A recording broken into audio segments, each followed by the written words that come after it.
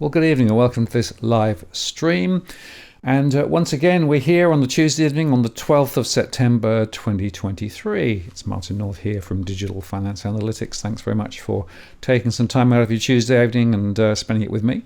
And we're going to talk some very important information today based on my modelling and survey. So no guests, just me. But I think there'll be plenty to discuss. And in fact, we're going to run the show in three pieces. The first piece will be some of the newest economic data that's just out. Then secondly, we'll look at my financial analysis, specifically around mortgage stress. And thirdly, then we can do some deep dives into postcodes if people are interested. And if you've got a particular postcode you're interested in, we'll look at it then. So keep those postcodes around, but don't throw them at me yet because I won't be looking at the chat over the first part of the show. Just before we start, let me just remind you, we don't provide specific financial advice here. This is a general conversation only. We do also moderate the chat, so please play nice, but do encourage you to make as many comments as you feel you'd like to. And I don't necessarily engage in all of the stuff that's in the chat. There's just too much going on, but I'll do keep an eye on it, of course. And as I say, it is moderated.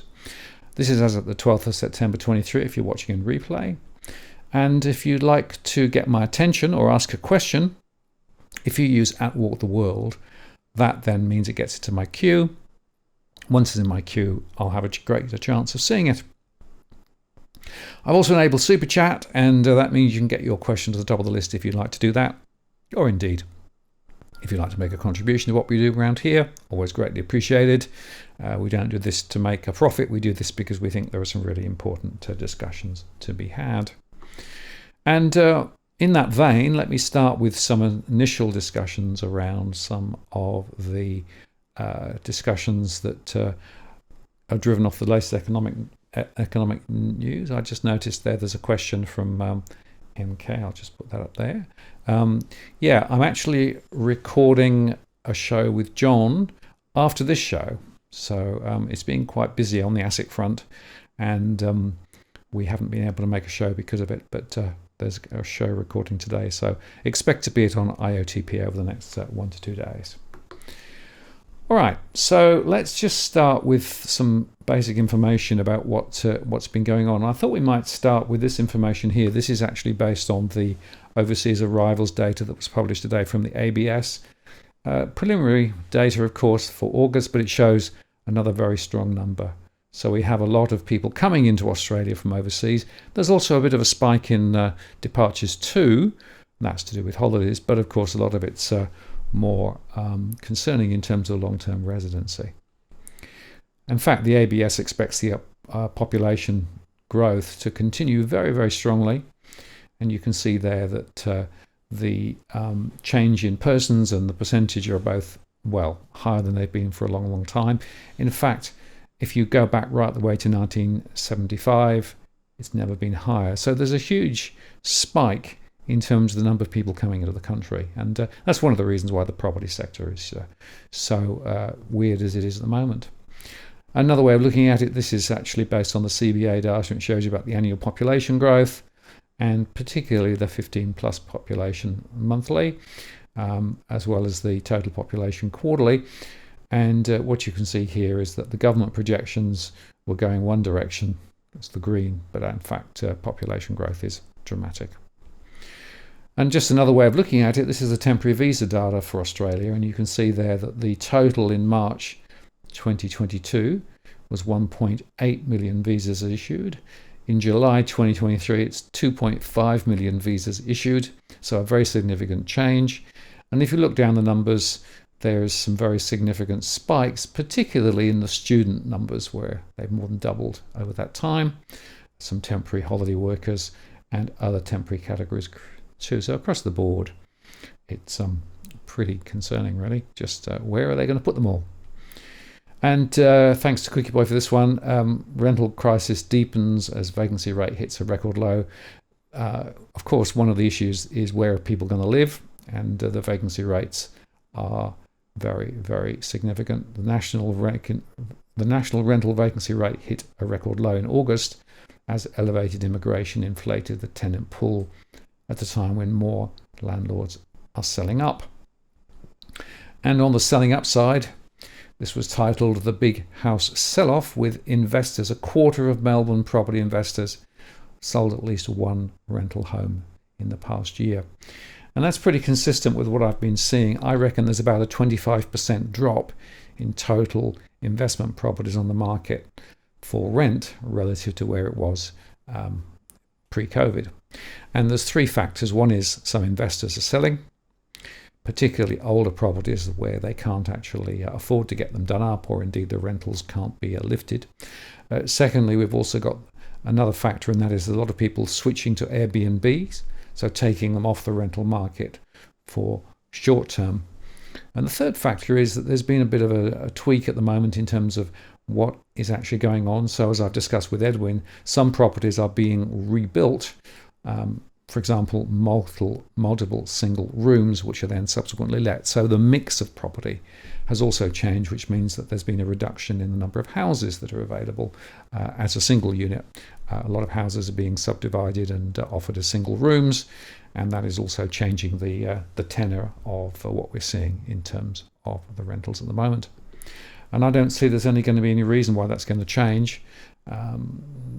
All of the discussion about 1.2 million houses over 5 years, or 30,000 concessionary houses over 30 years, is not going to touch the side. The vacancy rates are also pretty concerning. This is from PropTrack, and you can see there the significant changes. It does vary, but you can see pretty much wherever you look. Sydney down 60% since March 2020. ACT up 87%, so it's not a universally bad story. And of course, there's some interesting points in the ACT about the fact that rents are more controlled there. But look across the board, quite significant changes in the vacancy rates. And that is also lifting rents. The rent in the CPI is a lot lower than the CoreLogic advertised rents. That's because the CPI is all rents, including those that are older rents, whereas the CoreLogic is advertised rents. But the assumption is that those are going to flow into the CPI. So it does explain the significant pressure on rents. And of course, the rent is a big issue in the CPI. Now, here is the total value of dwelling stock in Australia. And this again came out today from the ABS. The total value of residential dwellings rose to 10 just a bit trillion this quarter. The number of dwellings rose by 52,000 over the quarter, just over 11,000. And the mean residential value rose by $25,000 to $912,000. So a very interesting story there. More people coming into the country, not enough stock, and therefore pressure on the markets. Now, another way to think about pressure is to look at what's happened to interest rates, and this is from CanStar. So interest rates have gone up dramatically. So if you think of a $500,000 loan in April 2022, that was costing just over $2,000 a month. Now it's $3,300. That's a total change of more than $1,200.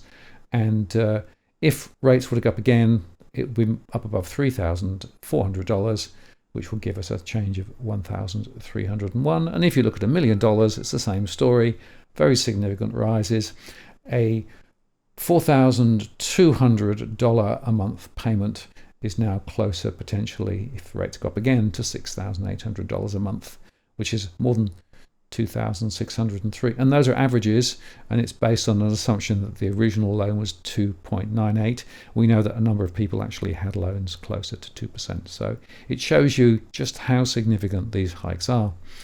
And another way of looking at this is the ABS data relating to the debt servicing costs, and the share of disposable income and the amount just going through the roof, which is concerning, and now touching territory that we haven't seen for many years.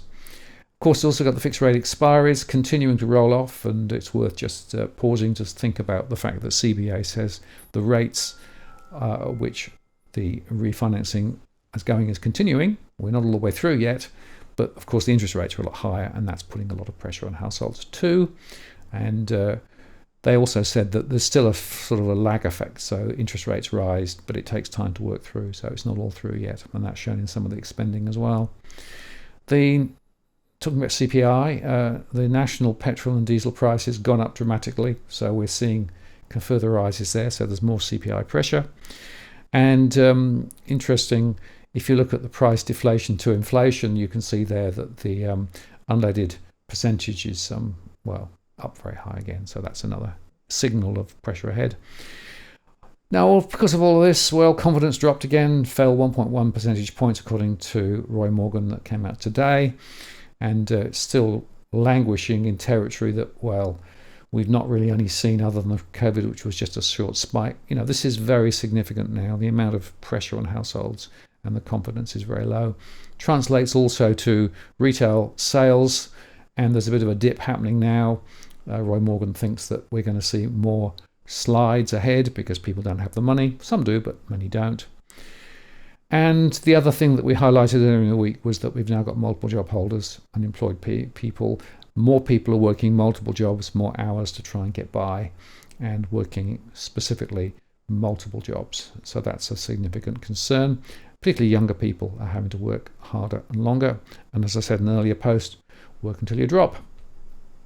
Now, there's some other data that came out that showed that the business survival rates are dropping, and more than 15% of Australian businesses failed in the 22-23 financial year.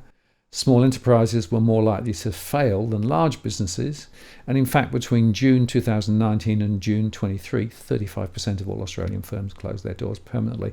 Very significant falls. I'm seeing that in my SME survey. And talking about vacancy rates, it's interesting if you look at the CBD vacancy rate. So this is now not rents or rental properties, but this is actually commercial property. You can see there that the vacancy rates are very high, and there's actually significant impact there in terms of what's happening with regards to the commercial property sector. And a lot of high vacancies in New South Wales, which suggests we're going to see significant pressure on the commercial property sector. Now, before I go on further, of course, we're going to talk about my core model. I'll just have a quick look at the chat, see whether there's anything that I want to cover on before we move on. Thanks for all your comments there. And Down Under Drove said at least rentals won't drop in a hurry. Well, that's probably true. The trouble is, of course, we've now got to the point where people can't afford to pay higher for the rents, and I'll show you the rental data in a moment. It's really quite significant. Sandra says that Andrews was trying to blame it on interest rates, selling one of their properties. It's an interesting question. Vanessa asked, is it now safe to build new, or are building companies still going into administration?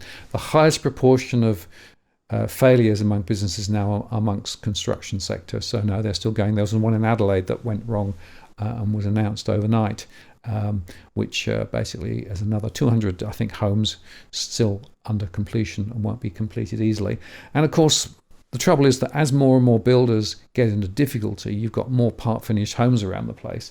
And that's actually a really, really big deal. As Down Under Drove said, the CoreLogic cost of index has risen. Absolutely. Building costs are rising. The costs of paying people to work in the construction sector are rising. And you've also got quite a large now construction activity funded by state and federal activity. So there's a complete contention between that and some of the construction work, where quite often the construction was done on very much on the sort of fixed price basis, and then suddenly, of course, the costs have risen through the roof, so builders are completely caught. No, Cookie, you're wrong on asbestos. Asbestos is harmful, and you cannot just ignore it and keep it painted and don't drill. Nothing will happen. It fails. And we're actually now in the situation where the failure rate from asbestos that was established in the 30s, 40s and 50s means that you can't just rely on being it painted, I'm afraid. It's just too flaky. And in fact, in the UK, there was a report done last year by Parliament in the UK that showed that, again, around 1/3 of properties in the UK, like Australia, have asbestos. And they also made the point that it's no longer an argument to say you can ignore it, you've got to deal with it. And they actually put a plan together to suggest that asbestos should be removed over the next 20, 30, 40 years. And there's also this thing about the rack concrete, which is another UK problem. So that's the aerated concrete. And what they're finding is a lot of properties that were built in the 50s, 60s, 70s, 80s, and 90s were built with rack and also have asbestos. So they've got these two issues now which they're wrestling with in schools, other public buildings, and of course potentially in the private sector too. So it's yeah. And off topic, whatever happened to your three-legged pup? Yeah, that was Winston. So Winston died about 4 or 5 years ago at the age of 17. So he had a good innings. One of the reasons why we got the 2 dogs we've now got is they were a replacement for Winston, who was very much Jill's companion dog in the early part of her illness. So we got these other 2 dogs, and of course I've then brought them to the UK. I've just got to show you this. Sorry, this is just hilarious. So Meteor has now been pushed out of the bed, and Luna's sleeping in both of the beds together. It's hilarious, really. Okay. And Rolf says, hate asbestos, absolutely. Well, Jill died from mesothelioma. There's about somewhere between 4,000 and 8,000 people dying each year from asbestos exposures, and unfortunately more of it's now women, and more of it directly linked to DIY. So it's very, very, very concerning issue. Governments don't want to talk about it. I'm still lobbying through the asbestos awareness program, but governments don't want to talk about it. It's too big a risk. And commiserations, Cookie, 19, great age, but when they go, it's still very, very sad. And indeed, drywall from China has up to 5% asbestos, absolutely, and there's a lot of that cheap construction in Australia at the moment using imported materials which are not even being checked on the way in. So it's not a sleeping issue from the past, it's an active issue now. And in a lot of the high-rise construction over the last few years, that drywall has been used. It's got asbestos in it. And if you sort of drill a piece of the drywall to hang a picture or something, you could be making dust. That would include asbestos. And just to remind you, you only need 1 or 2 fibres. It's not something you have to be exposed to over a long period of time. 1 or 2 fibres on one occasion are sufficient to create a problem that only will appear 20 to 30 years later. And unfortunately, the prognosis is still pretty poor. There's no real treatment for it. And the real scary thing is that nobody really wants to talk about it. So if you're thinking of buying a property and if you're thinking of renting a property, it's worth asking the question about asbestos, as I've been talking about with Edwin recently. Okay, I think that's pretty much caught up with the chat, and we'll now go on and talk specifically about the stress material. Just to remind you that we do this through our core market model. We run a rolling survey. It's part of the Omnibus server. We get data back each week, and from there we then do the analysis to be able to figure out what's going on. And that means that we can slice and dice the data all sorts of different ways, like a Rubik's Cube, as I sometimes say. And we can also then think about what the scenarios might look like and how the scenarios drive into what might happen ahead. Scenarios, not a prediction scenario. So we look at mortgage stress, we look at the price trajectory, we look at the buying and selling intentions, the migration data, and the economic data, bang it through the core market model, through our scenarios. And we can look at the end of the postcode level, up to a region, state, and all Australia level. And we can also make a view as to where scenarios might tell us that prices could move in the next 2 or 3 years. And by the way, just on this, we're still running the one-to-one conversation. If people want to have a more detailed conversation with me about a particular suburb, it's an individual confidential discussion. Can't give financial advice, but I can tell you about what's going on with the data. And we can look at the stress, the home price data, the trend data, and talk about where things may be going based on the modelling.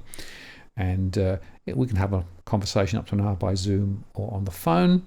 And there's a fee involved simply because there's quite a lot of work to do and research to do to be able to put it together, payable in advance.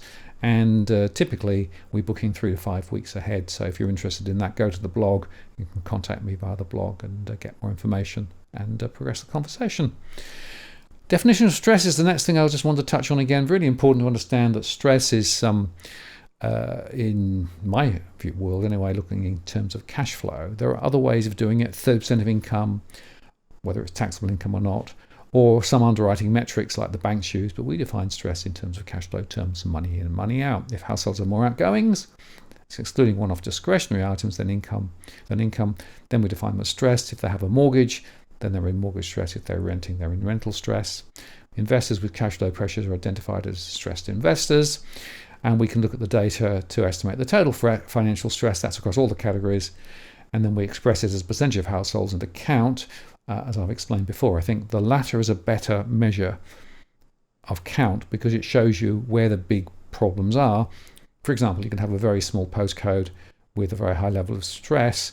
That's not going to have the same impact as a very large number of households in another postcode where there's even more people in the postcode. And now let's look at the mortgage stress data for August. This is the latest. This is updated to August. And the first thing to observe is that rental stress has continued to go through the roof. It's now 70.54% of renting households have a cash flow problem. You can see it's gone up dramatically in recent times. It was going up roughly in line with mortgage stress up until COVID and beyond, but then it really started to accelerate, and that acceleration is pretty much plumb with where the high migration started to come in. And of course, interest rates started to rise. Now, mortgage stress is 49.6%, so not quite half of households with a mortgage have cash flow issues. But compared with February 2020 before COVID, where it was 32.9%, this is much, much higher. So that's a considerable issue to bear in mind. And interestingly, of course, the debt-to-income ratio is still high. The RBA keeps restating it because of data changes from the ABS, but still climbs. And as I always remind everybody, this is not necessarily showing the true position. It's showing it about 187 or 1.8 times. In fact, of course, the truth is that this includes everybody not borrowing, everybody renting, and SMEs. So you need to multiply at least by 3 times to get to the debt-to-income ratio for those with a mortgage. Now, this is the data for August. And what I've done here is I've highlighted in yellow the percentage movements when they've gone up, and in blue where they've gone down. So you can see there that from mortgage stress, only in New South Wales and Victoria has it dropped slightly. The reason it's dropped slightly is because of people able to refinance, and the banks have been very generous with extending loan terms, in some cases out to 35 and 40 years now, to try and get people through, or interest only. And that's particularly true in New South Wales and Victoria, where there's a lot of pain. So that drop in mortgage stress is more to do with the underwriting changes that have been brought in and the bank's ability to try and help.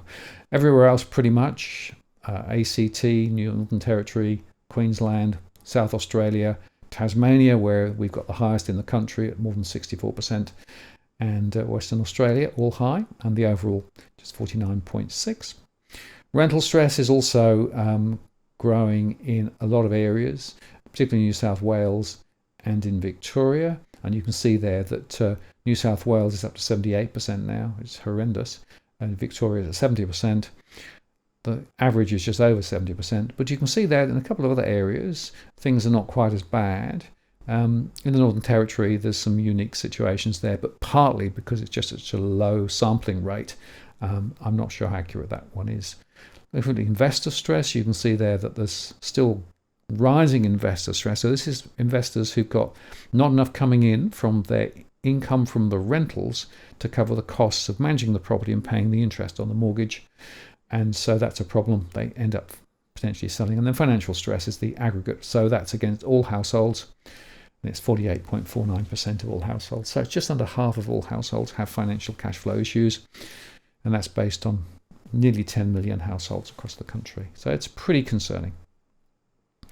I will briefly just touch on the next dimension, which is looking at it by segment. And you can see there that the young growing family segment, the one at the bottom, that's a lot of first-time buyers, have huge amounts of mortgage stress, up to 90% now, huge amounts of rental stress, 76%, and overall financial stress is very high. Young affluents, less mortgage stress, but a lot of them have investment properties, and some of those investment properties are not very performing very well, but also they've got very large amounts of rental stress because they're often paying very large amounts to live where they're living. And we've also got first generation Australians, I call them multicultural establishment, where in fact those have come into the country and have gone into the rental sector. 81% of those are actually struggling with the rents at the moment. And even more stable families are also pretty high too. And overall, you can see there that it's the battling urban, people on the outskirts of cities that are also struggling, and you'll see that in some of the later data. So they are also very highly exposed, and the financial stress is also very high, as are amongst young growing families. Okay, I'll briefly go through the data just to show you where the top by count of mortgage stress is. So Liverpool, Campbelltown and Toowoomba, the top three, they've been pretty much in that position for quite some time now. And then we've got Western Australia tapping a Victorian postcode like Donnybrook and Craigieburn and Roxburgh Park, Narre Warren, back to New South Wales and Camden, and a few other places too. As you go down the list there, Cranbourne. Now, quite a few of those are actually high growth corridors, a lot of new building going on, of course. We've also got Ballarat, as well as Toowoomba, so regional areas as well, who are feeling it. If we look on rental stress, the centre of Melbourne's still there in number one position, and there's a lot of pressure there, 15,000 in rental stress. Then we go to Liverpool, Toowoomba, then we go to places like Westmead and Wentworthville and Zetland, then Hobbs Crossing and Tarneet, and a few others too. Jerry, thank you very much for the super chat there, which I appreciate. And we'll also get to your postcodes that I saw you put in just shortly. But I just want to finish this part of the show first before we get into details. Otherwise, I'll never be able to finish the story, if that's okay. Okay, so you can see that that's pretty concerning. Blacktown down the bottom, then Fortitude Valley in Queensland. Now, if we then move to the Western Australian postcode, Wembley is where stressed investors are hanging out, plus Queanbeyan, plus Melbourne, plus Westmead and Toowoomba. So a slightly different storyline in terms of where the stressed investors are, but you can see that some of those postcodes like Blacktown are showing up, plus Surrey Hills and Ferntree Valley in Victoria, South Bank in Victoria, which is the yin and the yang from the earlier data as well. And even places like Crow's Nest and Greenwich in New South Wales is also showing up too. And then finally, financial stress, Liverpool, Toowoomba, Campbelltown, then Cranbourne, then Roxburgh Park, then the centre of Melbourne, then Tarneet and Westmead, and then Derrimont, Mount Druitt, Ballarat. So you can see here that the financial stress is really built up down the east coast.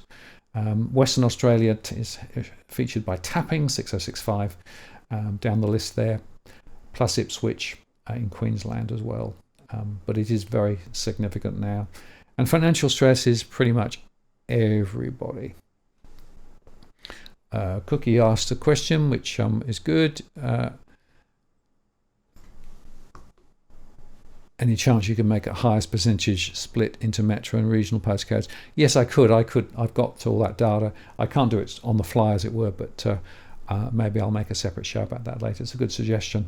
As with the analysis, there's always multiple ways that we could actually look at it. So thank you for that. And down under Drove says, it will get worse until the last quarter of 2024. Yeah, I mean, it is worth just bearing in mind, of course, that we are going to see interest rates probably go slightly higher, stay high, and maybe drift lower. But the drift lower is not certain yet because, of course, we've got the problem of inflation, oil prices coming back higher, the energy prices going higher, the other factors that we know about too are all pushing a little bit up in terms of where inflation may be going. So whilst we've seen inflation come down a bit, it may have to go up a little bit. And that's going to put more pressure on the RBA to lift higher. So I'm of the view that it's going to get worse, certainly until the end of 2024 and probably into 2025, which is not necessarily good strategy, but it is unfortunately what's likely to happen. And the question, of course, is whether there's been a delay in terms of interest rates hitting the real economy or not is a big question. There's a lot of people who are actually arguing that, well, maybe rate have passed through already, and we've seen the impact, particularly in the US. But in Australia, I think, as the RBA says, there's a lag, and that lag is roughly 12 to 18 months, so you'd expect that to continue. And as I showed earlier on, there are still a number of fixed rate loans that are going to flip over, so it's definitely going to continue, unfortunately. So if we continue my meander, I did actually have one other chart which I just wanted to share with you. Now, this is a bit preliminary, but I'm showing you now the risk of default analysis, because that's something else I do. And what I've taken at the moment is the percentage risk of default. This is 30-day default, not 90-day default. So this is people and now risking default. And I'm starting to monitor the risk of default. All the official data is showing defaults are rising. Well, I've got now probabilities that are significantly high in some areas. So, for example, in Wide Bay Burnett, significant defaults, even if it's a relatively low number. Whereas in Wembley in Western Australia, we've got 460 that risk default, which is 13.8% of those with a mortgage. So you can see that at the top of the list, a lot of them actually in Western Australia. And that's because defaults don't happen overnight. It takes a few years for it to work through. And we still had very high prices in Western Australia in 12, 13, and 14. And then, of course, it went backwards and sideways and down. So a lot of those are defaults from a long time ago, but now interest rates are rising, which means people are being bitten by them. So you can see there a lot of WA, but then if you go down the list, you can see some defaults also in other areas too. Now, I've sorted it here by the percentage defaults. As I'll show you later, there are quite a few other ways we could slice the data. But I will also highlight the fact that if you look at my segments, you've got exclusive professionals and wealthy seniors, as well as suburban mainstream and disadvantaged fringe, and then rural family, young growing families. So my point is that this default story is touching quite a few different types of households. And my view is that we're going to see this really work through. It will take a lag. It typically takes 2 to 3 years for people who've got cash flow issues to either sell, a lot of people are selling, or to default. So watch this space. But I will be reporting this now on a more regular basis. I think it's a very important angle of attack, particularly with what we're seeing at the moment. Now, just briefly, let me talk about my scenarios. And as I do that, we'll remind you, please, to like the show. Very important that we get this message out, because there are some incredibly important decisions that people can take to alleviate some of this, but only if they're aware of it. So by liking the post, you can get the message out through YouTube. So please remember to like the show. Now, in terms of scenarios, let me just highlight again, our scenarios are ways of exploring the future. They're not forecasts. They are helping to get a debate going about what may happen, and therefore none of the scenarios may turn out to be right. Things change. And we use this particular framework then to drive the potential outcomes, and we update it each month, and we'll be able to show you some of that a bit later. To move that forward, we'll look at our 3 different scenarios. So the first scenario is what I call the Goldilocks zone, which means that rates don't go any higher. They stay at 4.1%, fall next year. Inflation eases ahead of the RBA expectations, and wages rise faster, and there's no recession in Australia. So that's pretty much the best it could possibly be. Wages, of course, growth is easing back at the moment, and inflation looks to be reasserting itself. So we'll see. The base case is a soft landing, so rates go up to 4.35%, which would mean mortgage rates at 6.75 to 7.5% stay high through 23 and then 24. Inflation stays above target until 25, but no recession in Australia. So that's, if you like, a soft landing. It's one that is conceivable, but quite hard. And the worst case is the nightmare scenario. So we've got the rates going up, maybe to 4.35%. So those mortgage rates are up 7.5% plus. They stay high into 24, along with inflation. Wages growth stalls due to the recession, which comes here. And then they start cutting rates. But of course, it's all too late, and therefore we get a significant crunch. And of course, we can overlay their recession coming through from deflation in China, and maybe also recession in the US. I still think the US has a chance of into recession. What we'll see. Now, just to show you how this works in practice, this was actually a sample from April where I put all the information together And what we can then do is we can pretty much look at all of the various aspects of this and look at where the scenarios map through to. This is just one from Wollongong. I'll show you another one shortly, but I thought I'd just show you that. That's the culmination, if you like, of all the analysis that we do down to a postcode level. And in the third part of the show, I'll look at specific postcodes if you would like me to, and we can look at that. However, before we do that, what I want to do now is I want to just spend a little bit of time on the geomapping. This is actually the geomap for Melbourne. And the thing about geomapping is it gives you a bit of a flavour. Now, I've updated the software here. This is the latest edition of Caliper, which is the software that I use. But you can see here some very interesting observations in terms of the more yellowy, orangey, reddy postcodes are the ones in more difficulty. And you can see here that around the centre of Melbourne, there's a few. But if you go out, you can see to the east, around Pakenham and places like that, north, and also to the west, and indeed Ballarat's just showing there on the edge too. It shows you that there's a lot going on. And in fact, if you pull out a bit further, you can see it in even more detail. There are quite a few areas where things aren't too bad, but there are also quite a few hotspots. And the point I want to make here is that mortgage stress is not equally represented in every postcode. It does vary. And if we look at another postcode, so let's go to let's centre on Sydney, so let's go to 2000. Looking close in around the centre, it's not looking too bad. Mossman is actually registering a reasonably high level. This is based, of course, on counts of people.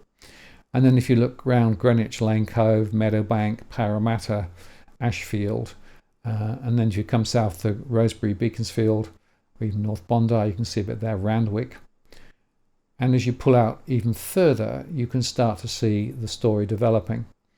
And then you start seeing some of the worst effects. Liverpool, of course, jumps out, as you perhaps not be surprised. And then places like Camden. And if we drop out a little bit further, you can see that the Blacktown area as well to the north is also impacted. So you've got this ring of fire, as I call it, around the western suburbs. It's nowhere near as bad closer into the eastern suburbs, but there are some pockets there that are actually quite concerning.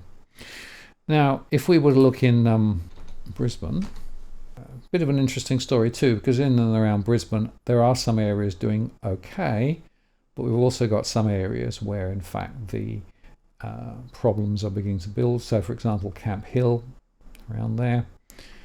And as we move out further, you can start to see Ipswich coming in. That's the one around there to the west. Geebug and Apsley to the north. And if we drill out slightly further, you can start seeing that even places that you perhaps would think would be okay are also heating it now. Logan, Redland, for example, and down to the Gold Coast. Now, this, of course, has a different population basis compared with Sydney.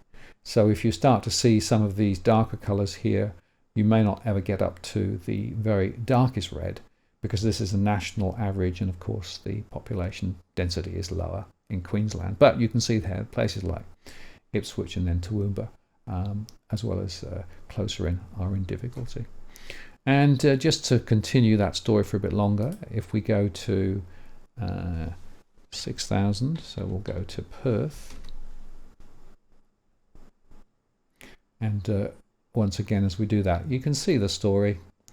It's not too bad closer in around the centre of Perth, but if you go out of Perth, go south towards Canning, or you go up towards the areas around here, Waterman Bay and places like that, you can start to see some of the orange and red. Wanneroo stands out. Well, that was in the earlier data, so, and then Coburn as well. And you can see there that a lot of the issues are on the coast or just in from the coast. A lot of new development, a lot of high-rise closer in, but also a lot of low-rise spread out. But when I say spread out, what I mean is crammed in, almost very small plots, high density, but low-rise development. And unfortunately, the story is continuing to play out as I expected, that you're seeing a lot of these coastal areas. And of course, Rockingham down there is also registering interest. Of course, Rockingham is going to be the place where the nuclear subs are going to be bedded in due course. So at some point, there's going to be significant extra demand for housing in and around that area. So that may change the dynamic there, but not in the short term. And it is pretty interesting just seeing how all of this plays out. But again, it is not uniform.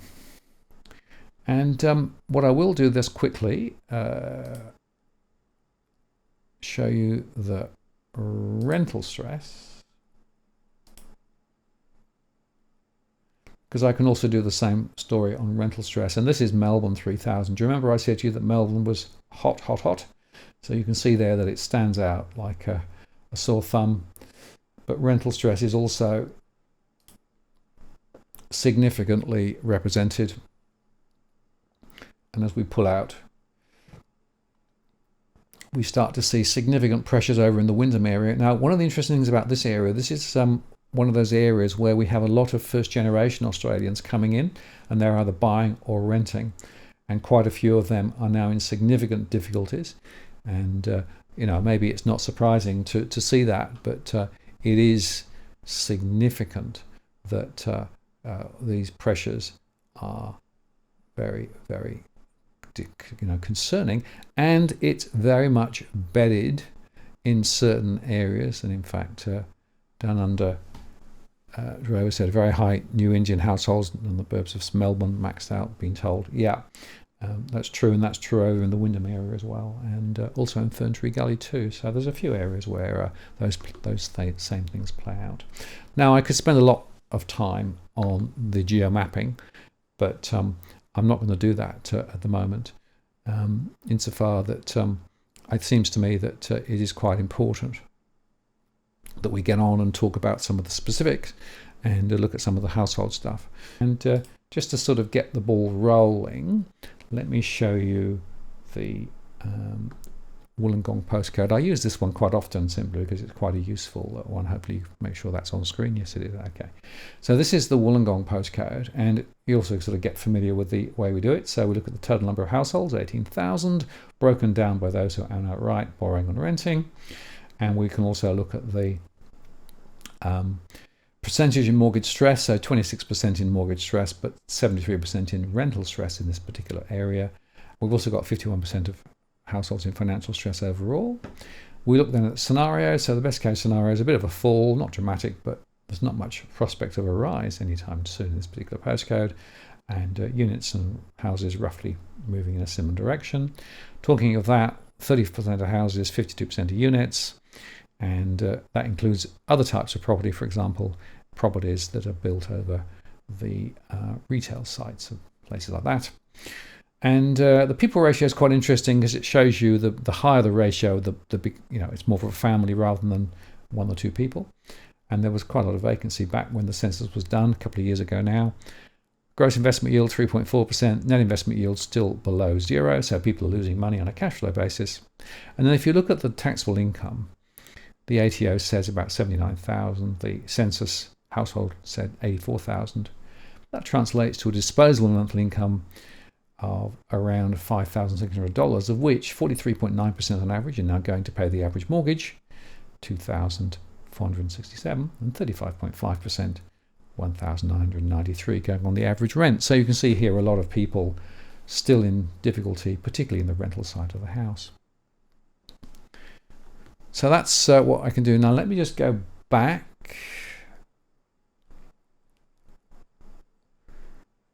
Okay.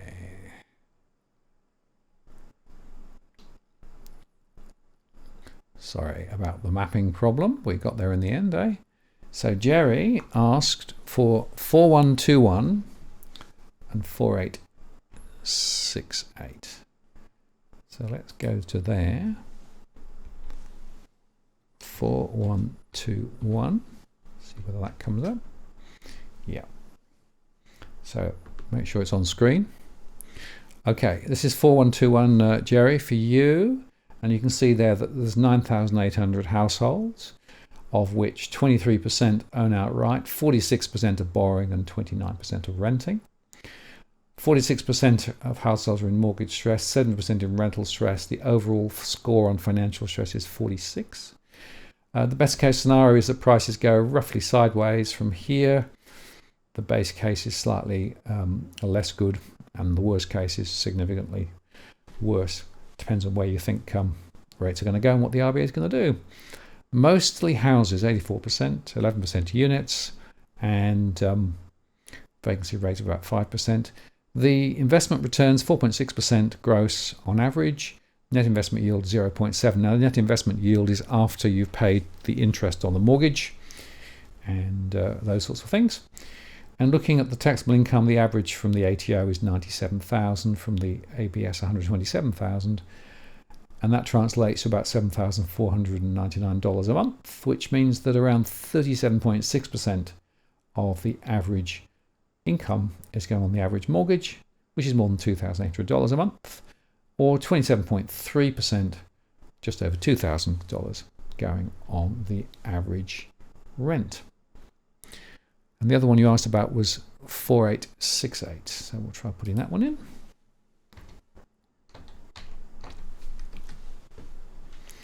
Okay, this is up in Cairns. And there you've got 8,000 households, 25% own outright, 41% are borrowing, 33% renting, 52% in mortgage stress, a bit of rental stress. Overall households in financial stress a bit lower at 34%. 82% are houses, 8% are units, and the people ratio is a little higher. The gross investment yield is around 4.4, the net investment yield is about 1%, so people are actually making a return on investment properties on average up in that area. Gross investment income, the gross income about 68,000, household 80,000. And that translates to a disposable monthly income around $5,100. And that means that you've got around 35% going on the mortgage, or $1,800, and 34% going on the rent, or $1,745. And looking at the scenarios, best case scenario is a rise of both houses and units over the next 2 or 3 years. Base case a fall, and the worst case a more significant fall. So it does depend on what happens to those interest rates and scenarios. Okay, just going down the list now. Okay, Sandra has asked for 2640.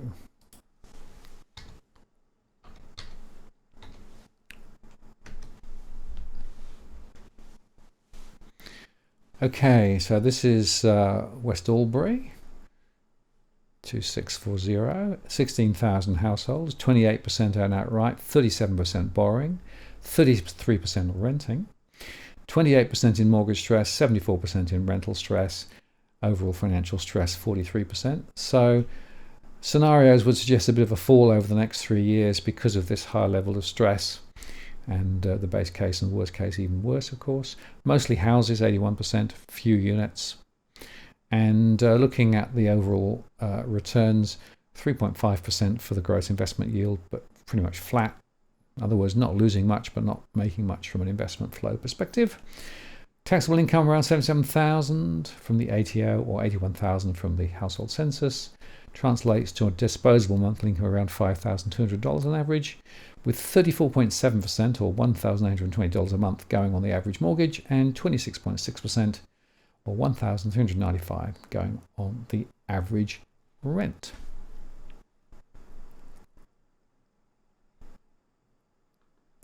Mega Great Pretender says, great show, thank you. 4069.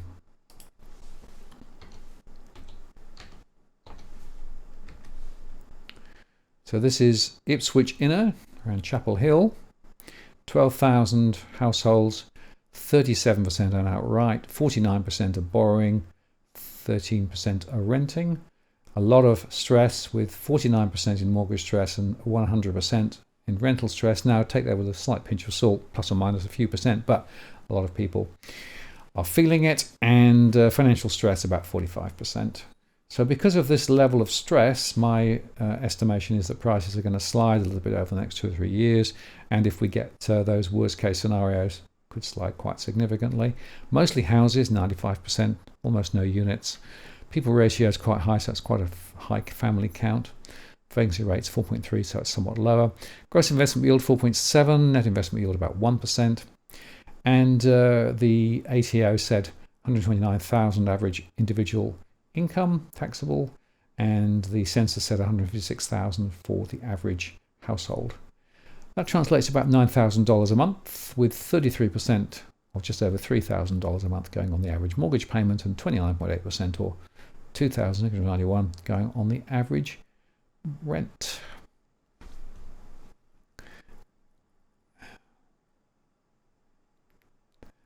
Okay. Crazy Ham. VK3 VKE. You are a ham radio operator. I am G8HKK because I got my UK license back. So there you go. I'm also a ham operator. That's something else I do in my spare time. How's about that? Okay. 4870.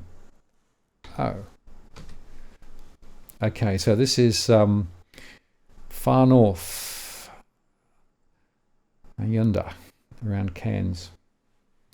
28,000 households, 22% own outright, 35% borrowing, 42% renting, 42% in mortgage stress, 31% in rental stress, overall financial stress about 31. So there's definitely upside potential over the next 3 years for property prices. This is a cumulative view for both units and for houses. Obviously, if things go worse, the base case or worst case, then expect a fall.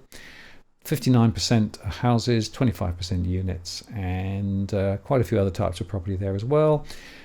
Vacant 10.7%, which is higher. That may be something to do with Airbnb or maybe second homes. 4.4% gross investment yield, 0.6% net investment yield, and the average taxable income 78,000, which gives us about $5,000 a month, with 37.7%. or $1,220 a month on the mortgage, or 30.3, $1,544 a month going on the average rent.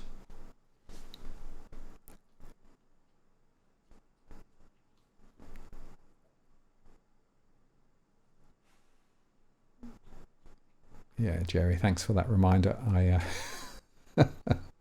I didn't see it until a bit later, so I apologise for that. Anyway, we sorted it out now. Daryl says 6210.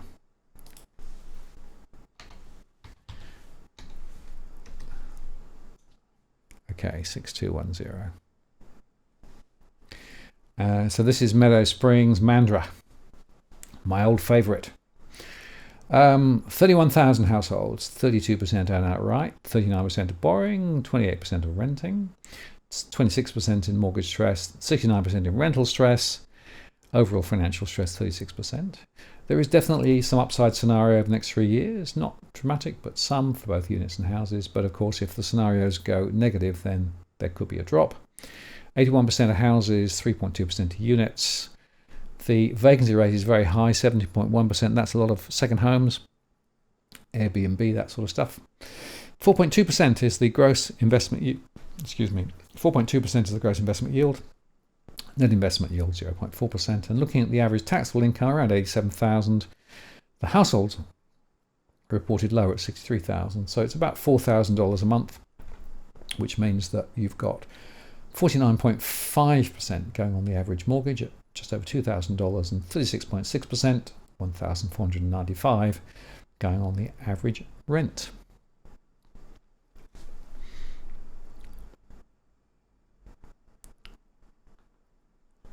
Thank you for that. Appreciate that. That's a free super chat. Thank you very much. The first super chat. Thank you very much. Really appreciate it.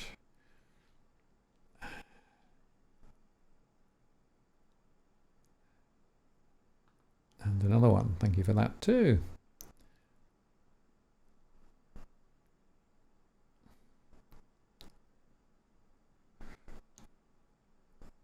Yeah, just going down the rest of the comments about the map.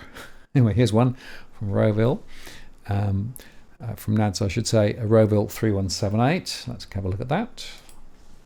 3178. Okay. This is Melbourne.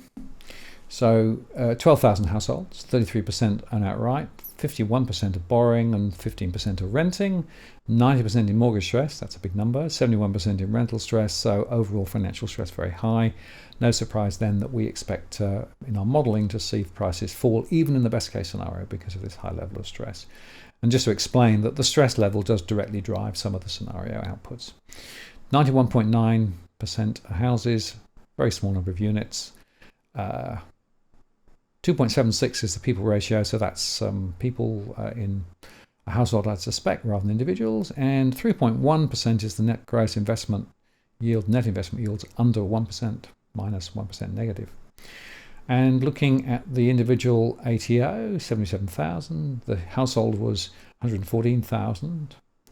The difference between the two is often because, of course, that takes an individual, whereas in fact many households have multiple people working in the household, which is why sometimes there's a big difference between household and individual. 7,000 on average is the monthly disposable income calculated, with 35.1% going on the mortgage, 2,466, and 31.3% at 2,198 going on the average rent.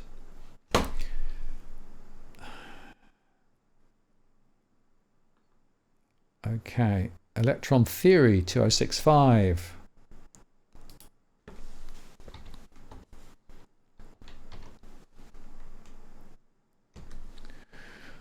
Okay, 2065, which is Narrombourne, around Hornsbury. 2065, you got it right. 15,099 households, 22% own outright, 26% are borrowing, and 51% are renting, so a lot of rents going on. No stress data, so that shows that people are doing reasonably well. I suspect the income might be quite high, which is probably why they don't have too many cash flow issues, but a lot of renters are in rental stress and a lot of stressed investors, and that's the sort of correlation of high rental stress. So overall household financial stress 67%. So the scenarios are negative in this particular area, as you can see there, even under the best case scenario. 18% are houses, 69% are units. There's a lot of construction gone on, and including sort of 12.6% in other types of property, including over retail. The vacancy rate's high, 10.2%, and 3.4% with a net investment yield of minus 0.8%. Yeah, the incomes are quite high, 130, 142,000, which means that the disposable income's around 8,000. 43% going on the average mortgage, $3,600, and 35% going on the average rent. Okay, let me go back up there.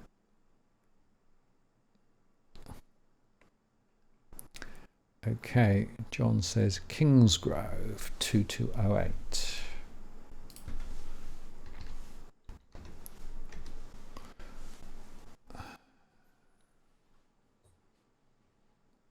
I missed one or two out as well. I'll go back to those I've missed. Sorry, it's a complicated process. There's so many questions coming through. All right, so this is Kingsgrove, location Cogra, 4,500, with 39% owning outright, 34% are borrowing, and 26% are renting. Not much mortgage stress, but the rental stress is very high, and the stressed investors are also showing up, so about half of all households are in difficulty. Therefore, potential falls over the next 2 or 3 years based on the scenarios. 82% of houses, some units, and the vacancy rate's 5.9%. Gross investment yield 3.2%, net investment yield minus 0.6%. That's one of the reasons why the stressed investors is pretty high, 75%. Income 80,000 or 98,000, and that means you've got a disposable monthly income around 4,600, with 67% going on the average mortgage and 53% going on the average rent. So the interesting question is, why is it that the mortgage stress is not showing as a significant number, And I think you'll find that that is because of the particular types of people who are there and the fact that they are able to cope with very high levels of mortgage stress, mortgage repayments. They're just used to it. So I suspect that's part of the reason. And there's quite a lot of fixed mortgages in this postcode, by the way, as well, which may mean that changes ahead. Okay, let me just go back up my list a bit.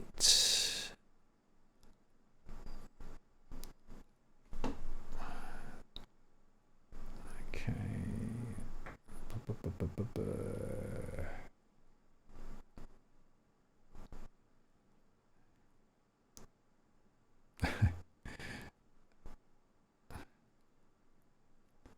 Okay, Cookie Boy says Pork Mac 2444.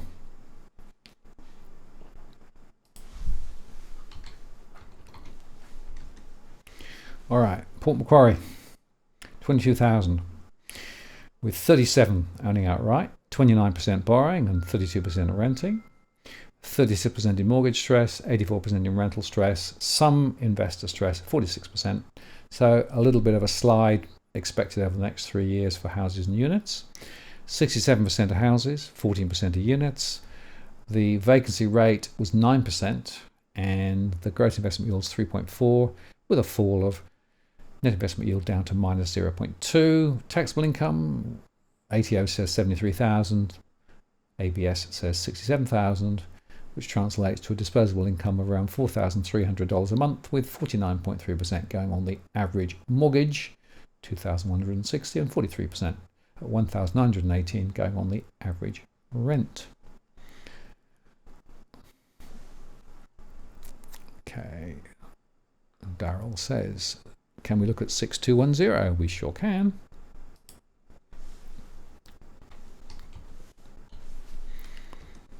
Okay, we did that one. That's Mandra. Already covered it. Okay.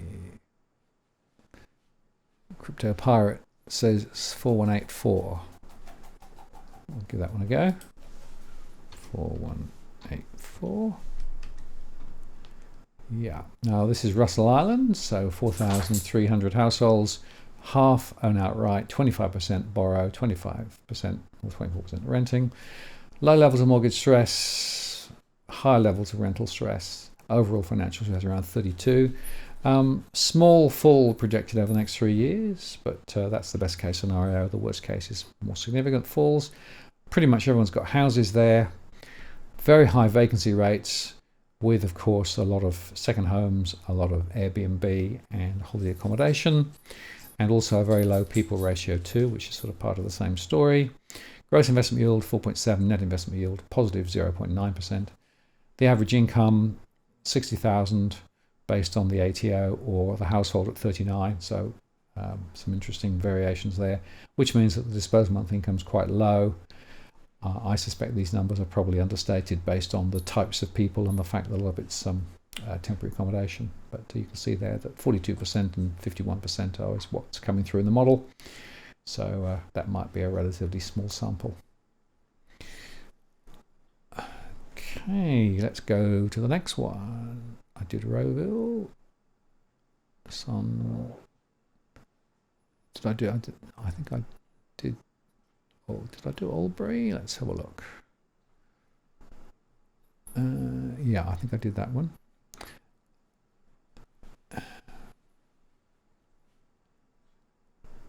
Emerald 3782. I think I did that one. 3782. Let's have a look. No, I don't think I did this one. So this is Emerald. Now, let me highlight, this is a relatively low count, so a bit cautious with this because, of course, the sampling is 0.5%, which means that essentially you might be slightly understating the scenario with small samples. Anyway, 34% own outright, 57% are borrowing and 7.8% are renting. A bit of mortgage stress, no rental stress, and overall financial stress is quite low. As a result of that, there is potential upside in the best case scenario for houses and units over the next 3 years. Mostly houses, people ratio is quite high, so that's probably families rather than individuals. 5% vacancy rate, and the gross investment yield is 3, the net investment yield is 0.6%. The ATO says the taxable is 81,000, the household census says 110,000, which gives us a disposable monthly income around 6,900. 34.4% going on the mortgage at 2,400 and 27.4%, 1,909 going on the average rent.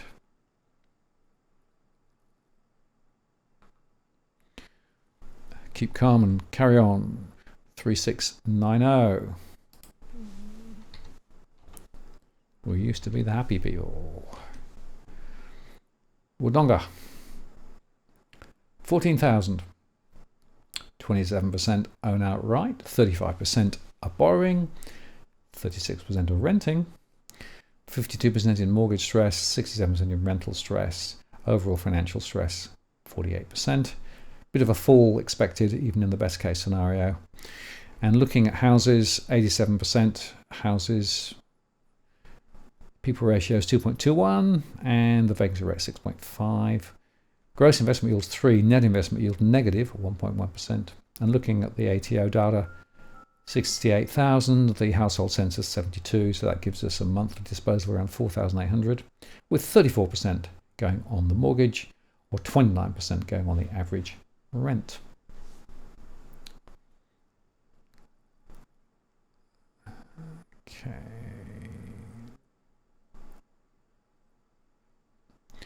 What else have we got? Mr. Brindle says Marulbach 3138.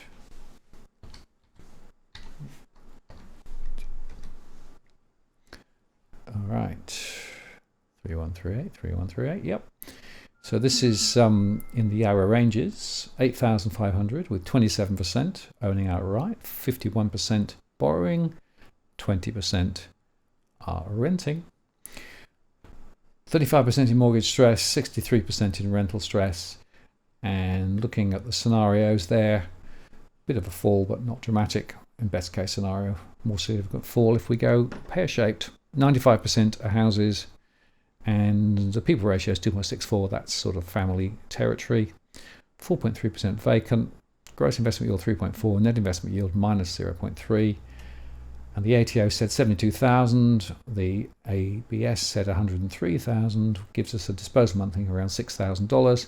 40% going on the average mortgage and 33% going on the average rent.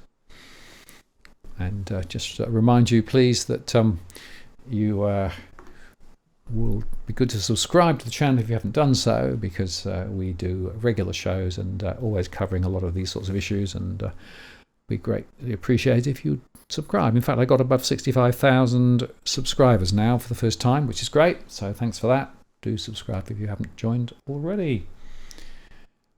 Okay. Scott Murphy says Petersham 2049.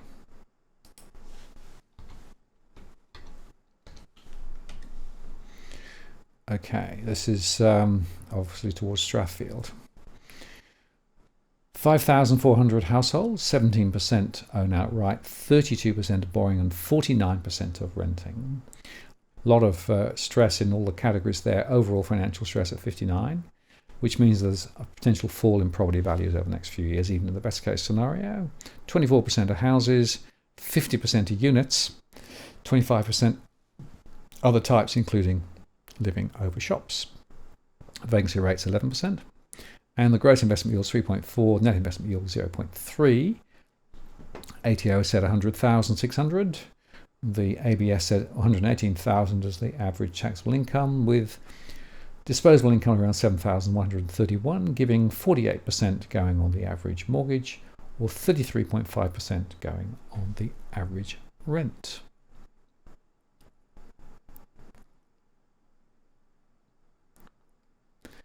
And I've done Emerald, but I can do 4870.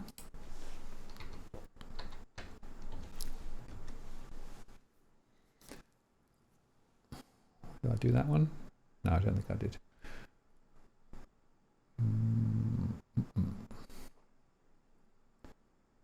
28,000, households, 22%, 35% and 42%, so a lot of renting and borrowing, 42% in mortgage stress, potential upside, and looking at that, 59%, I may have done this one already, so if I have, my apologies, 25.4%, and the vacancy rate's 10.7, and the disposable income is 5,000 and a bit, 37.7% and 30.3%. Okay.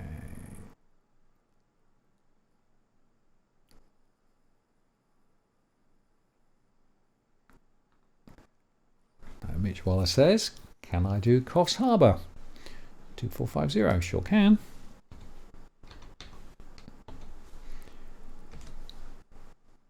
All right. So 18,000, 35% own outright, 33% of borrowing, 31% are renting, and 33% of those borrowing are in stress, 76% in rental stress, so overall financial stress at 43% is a little high. As a result of that, I would expect to see prices drift sideways or down, even in the best case scenario. 71% are houses, 13% are units, a few other types of property too, and the vacancy rate is 8.3%.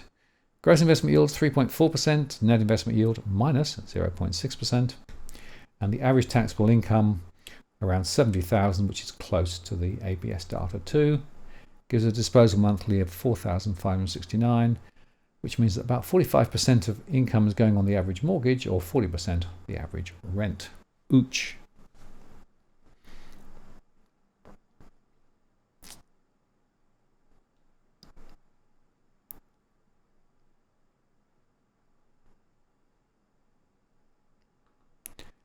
Thank you very much for the super chat. I appreciate it.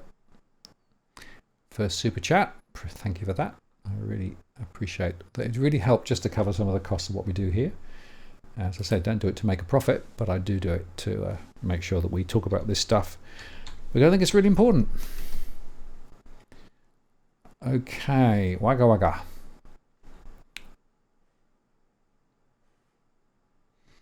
24,000 households. 27% are outright, 38% are borrowing, and 34% are renting. 47.9% in mortgage stress, 71% in rental stress, and some stressed investors too, 48% overall. Bit of a fall, even in the best case scenario. And looking at the houses, 84.9% of properties are houses, 9.5% are units.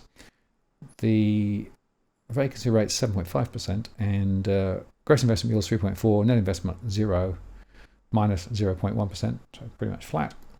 And looking at the ATO data, $75,600, or the ABS says $84,700, which gives us a disposable income of around $5,424, 33.6% going on the average mortgage and 27.6% going on the average rent. And I will just make the point here that, of course, some people are using 30% as a hurdle above which stress is measured. Remember, I'm using disposable monthly income here.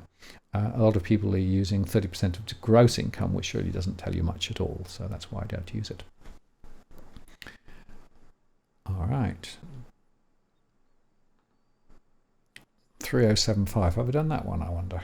I jumped ahead a bit, didn't I?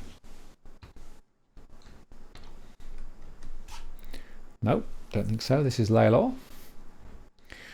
8329 households, 37% own outright, 34% are borrowing, 28% are renting, 84.4% in mortgage stress, 74% in rental stress, and overall financial stress of 52%. So more falls ahead, I think. And looking at the mix, 88% are houses, a few units, 6.2%. Vacancy rates 5.5%. Gross investment yields just 2.9%. Net investment yield minus 0.7%. And I'll make the general point about properties for rent in and around Melbourne. A lot of investors are losing money on a cash flow basis. And of course, with values potentially going sideways or down, not good. Taxable income, 63,000. The household census data, 70,000, gives us a disposable monthly income around $4,600, which means 46.3% or 2,130 goes on the average mortgage, and 38% or 1,749 goes on the average rent.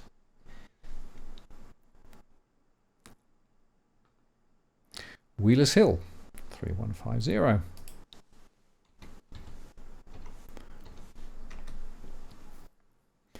Another one in Melbourne and around Monash.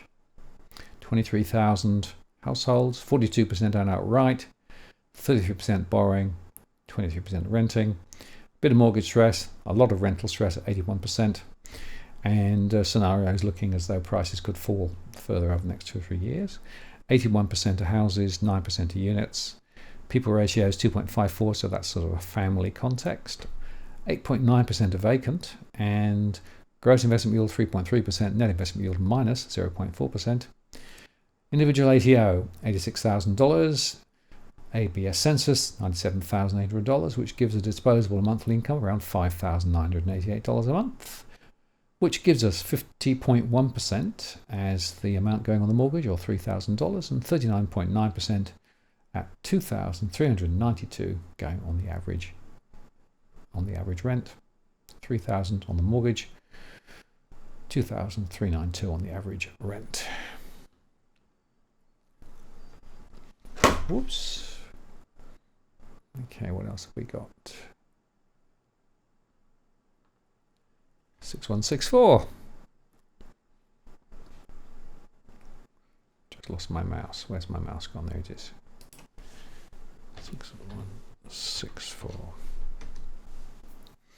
So this is including Success and a few other areas around the Hammond Park. 24,000. 14.5% own outright, 60% are borrowing, very high proportion borrowing, 25.1% are renting. Mortgage stress at 39.5%, which gives more than 5,700 households, because of course it's a big proportion. 88.5% in rental stress, overall financial stress significant, 52%, which means even in the best case scenario, a bit of a fall, and the worst case scenario would be more dramatic falls. 86% of houses, 5.5% of units. 2.58, so that's the people ratio, and that suggests families. 5.9% are vacant. 4.2% gross investment yield, 0.4% net investment yield. ATO says 81,000 individual and 114 from the census. So again, multiple incomes from a household there. 35.2% go on the average mortgage at 2,340, or 29.6% at 1,169 go on the average rent.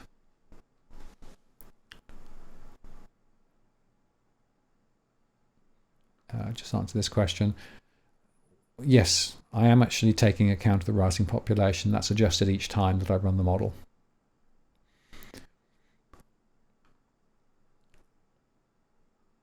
Uh, 6164.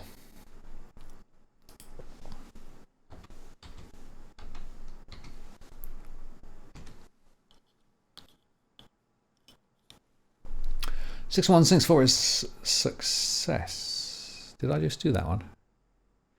Yes, you asked me twice. Oh, tricky. At least I recognise it where I went into it. All right, that's fine. Okay, here's one. 2902.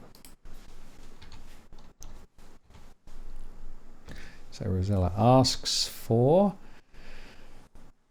this is in the ACT, Canberra, 6,200, of which 32% own outright, 45% are borrowing, and 21% are renting. A lot of mortgage stress, a lot of rental stress, overall financial stress at 65%, giving significant falls even in the best case scenario, and risk of worst case falls if things go pear-shaped. 84% are houses, very small number of units. People ratio is quite high, so that's family context again, I think. 4.7% vacant, and looking at the investment yield, 4.2 versus net investment of 0.8 positive. Taxable income, 85,000 from the ATO versus 114,768 from the census. So again, multiple incomes going into one household. And the average disposable monthly income, 7,424, giving a 32.3%, or $2,400 on the average mortgage, and 26.8%, or $1,993 on the average rent.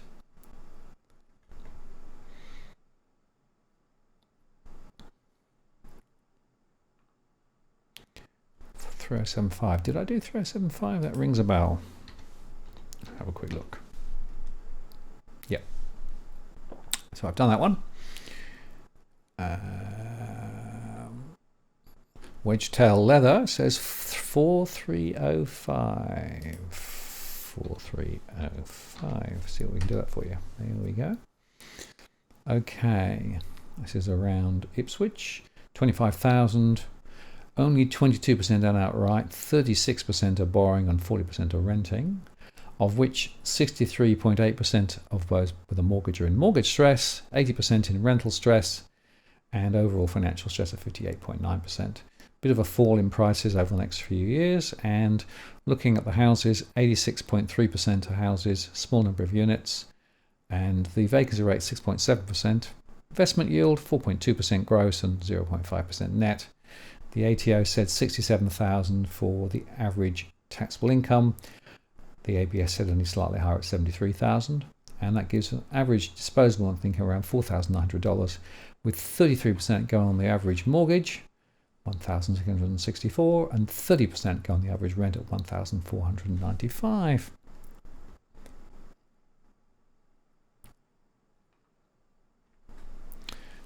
Can you do 4677? If I haven't done it, I'll do it. 4677. Now, that's Agnes Water. Now, I must tell you, this is a very, very low count, so we've got to be really cautious here, to the point that I really have very little good information. We know that 43% are outright, 30% of borrowing, 20% of renting. Not much mortgage stress, but that may just be low sampling. Nevertheless, I think that because of this low stress and the low count and low population, there is significant upside potential in this particular postcode over the next 2 or 3 years. On the best case scenario, less good on the other two. 89% of houses, a lower people ratio, so that's perhaps more individuals rather than families.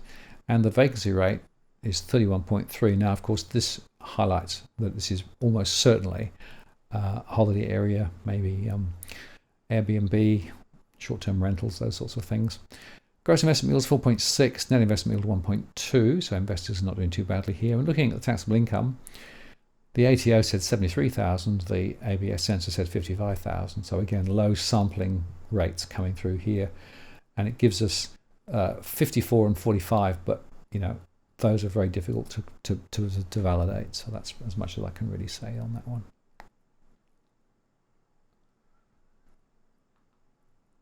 I speak woke. Very good. 7252. Another low count one. Oh dear, this is in Tassie. Just over 1,000 households. So very low sampling, but you can say 47% are right, 44% are borrowing, very low levels of rent. Not a lot of stress. As a result of that, chances are there could be an uplift in the next 3 years, particularly in year 3. This is cumulative. Almost all the houses. Very high vacancy rates. So again, you've got this population problem based on rentals and Airbnb and those sorts of things. But the gross investment yield is 4.8, net investment yield is 2.1. Income's around 74 to 84, depending on where you look. And the disposable income is around 5,000, with around 31% going on the average mortgage and 26% on the average rent. But as I say, very low count, so be cautious on that. Okay.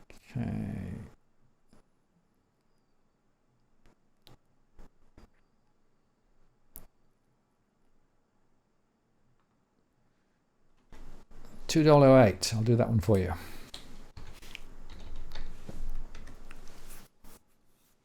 This is Chippendale, 4,800, 9%, 15% borrowing, 74% renting. So this is our rental speciality. 83% of those in rental stress, significant potential falls in value. And looking at this, mostly units, and a very high vacancy rate, 17.3% vacancy rate. So now some of that could be short-term accommodation, or it could be a lot of new development not yet populated. But generally in some of these suburbs, we do find very high vacancy rates in high-rise apartments. 3.8%. The gross investment yield, net investment yield 0.3, and looking at the taxable income, somewhere between 86 and 90, and that gives us $6,200 with 50% going on the average mortgage and 42% going on the average rent.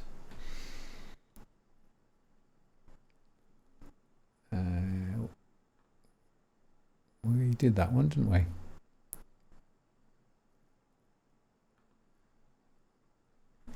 $6,062 said River Page. 6062.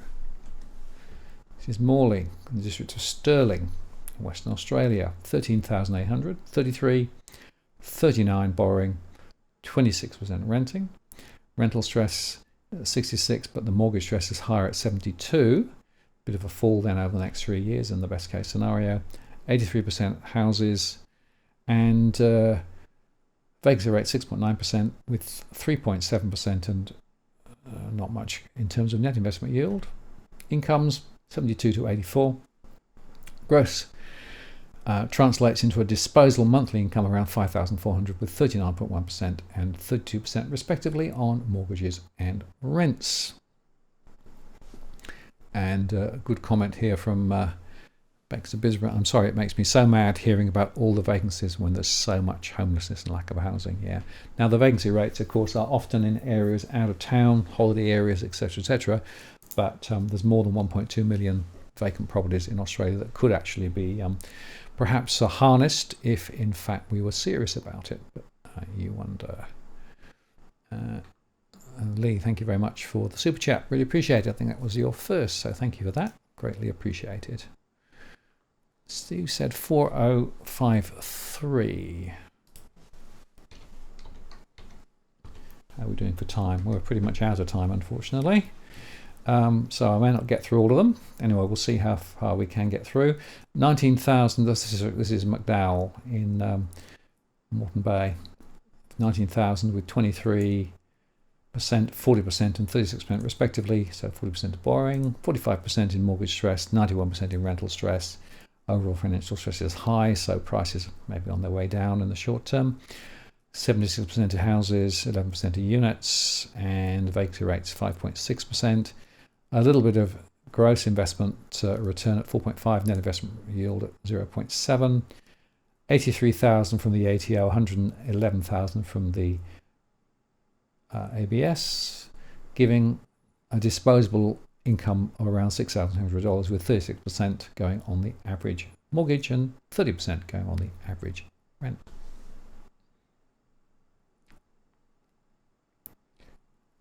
Okay. Thank you for that. Appreciate it. Oops. Now what's happened?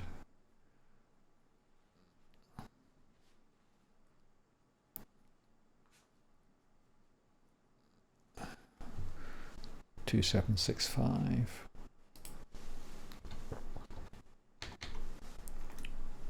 Riverston, near Windsor. Thank you for the super chat. 14,000 with 12% outright, 63% of borrowing, 24% of renting. Very high levels of stress. 88% of households overall in financial stress, which means that we've got significant potential risk of downside movements in property prices.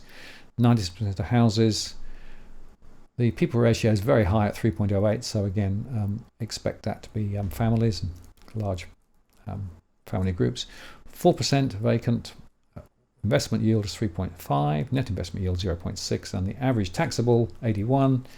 The household census 113, so again, you can see two incomes going into one property.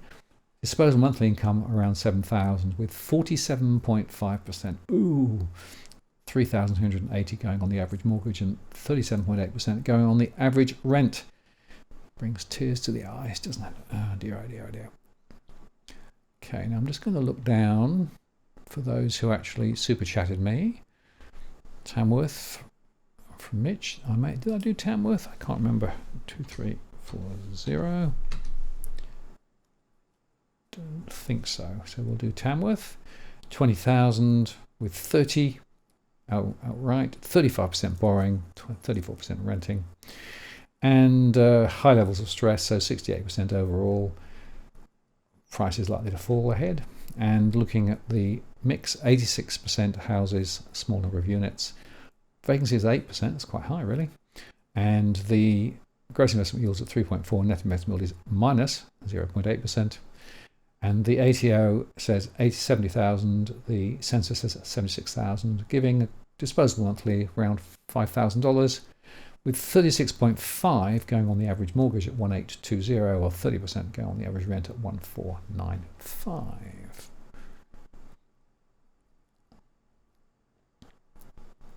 Okay.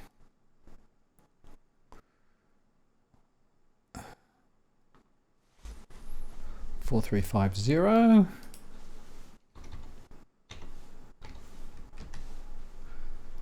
That's Toowoomba. So Toowoomba, of course, in my hot list. 47,000 households, 28% own outright, 33% are borrowing, 38.5% renting, with 78% in mortgage stress and 68% in rental stress. Overall financial stress, 58%. Potential falls ahead, therefore.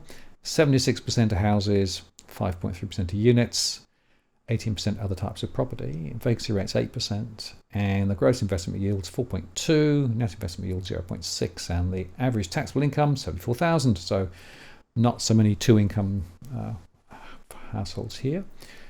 Disposable monthly income around $5,000, with 35.8% going on the mortgage, or 30% going on the average rent.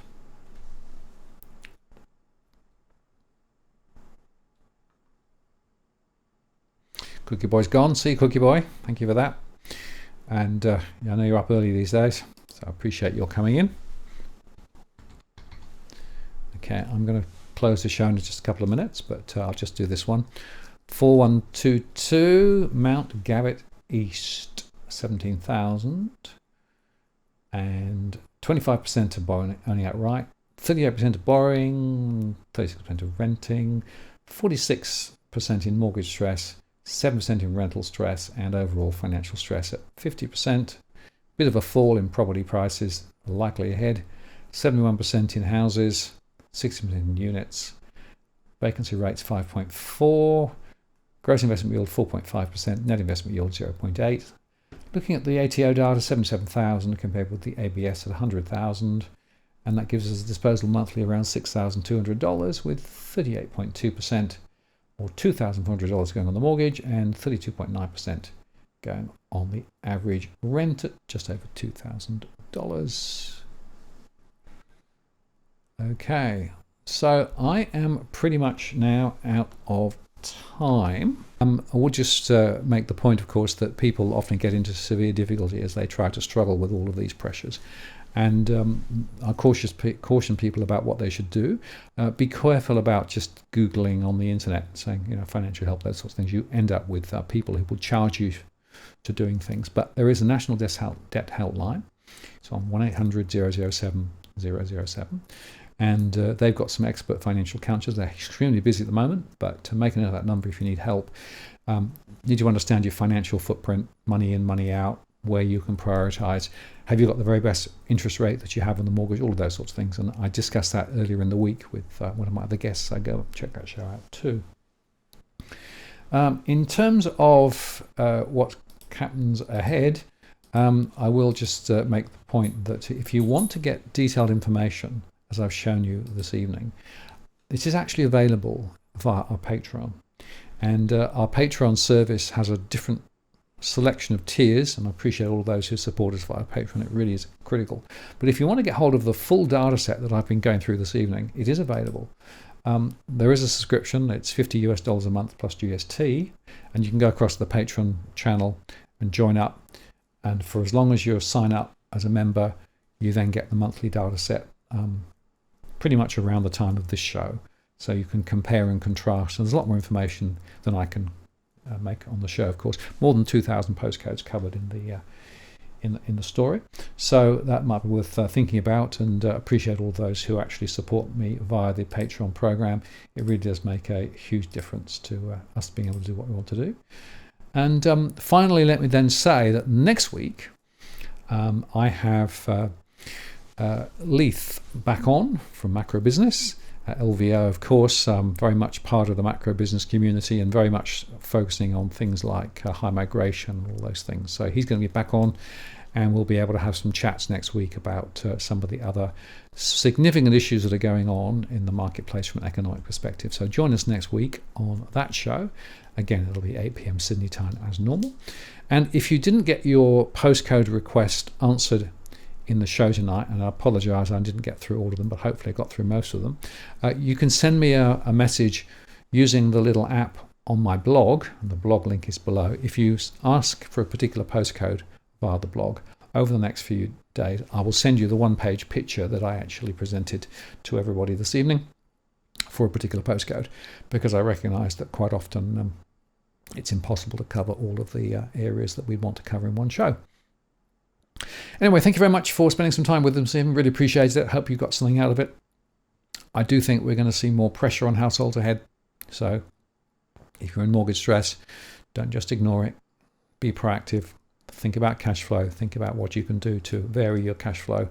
And remember, of course, the banks have an obligation to assist, although sometimes the recommendations they make are actually more in their own interests rather than the interests of their borrowers. But that's a whole nother story, which I'll come back to in a future post. So thank you very much for spending some time with us this evening. I look forward to seeing you next week on the live show, and check out my recorded shows in the week meantime. And once again, thanks for all those who subscribe. If you haven't done so, do remember to subscribe. We've got now 65,000 subscribers, which is great and still growing. So keep subscribers up, and that helps to spread the word about what we're doing here. So thank you very much. Take care, have a good evening, and I'll look forward to seeing you in the next show next week. This is Martin North from Digital Finance Analytics, signing off. Cheerio.